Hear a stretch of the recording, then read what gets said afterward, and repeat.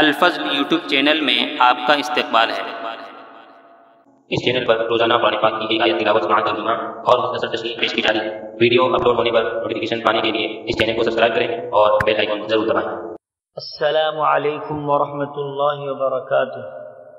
میرے دینی و ایمانی بھائیوں اور بہنوں، سورہ انعام آیت نمبر 62 پیش خدمت ہے۔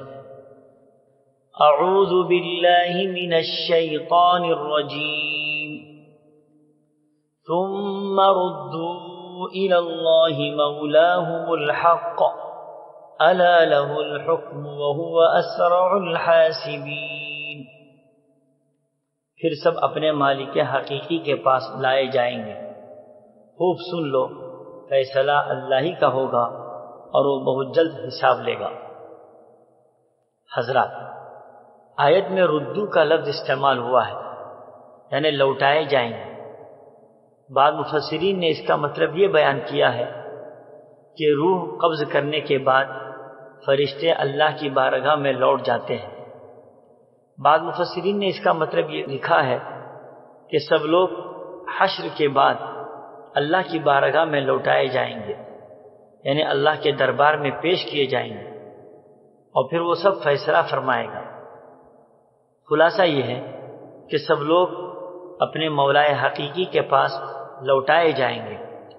ہر ایک کو اللہ ہی کا سامنا ہوگا۔ دوسرے من گھڑت معبودان باطل یا شرکا کچھ کام نہ آئیں گے۔ الا لہ الحکم، کہا جا رہا ہے کہ کان کھول کر سن لو کہ فیصلے کا سارا اختیار تنہا اس کے ہاتھ میں ہوگا۔ اس کی اجازت کے بغیر کوئی اس کے سامنے زبان نہ کھول سکے گا۔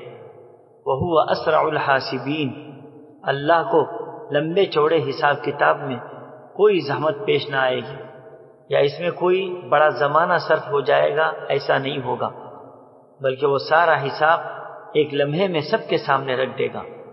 ہر شخص کے چھوٹے بڑے عمل کا سارا ریکارڈ اس کے آگے پیش کر دے گا۔ اللہ تعالیٰ قیامت کے دن کے حساب سے ہم سب کو محفوظ رکھے اور حساب کتاب کا معاملہ ہم سب کے لیے آسان کر۔ آمین۔ وآخر دعوانا ان الحمد للہ رب العالمین۔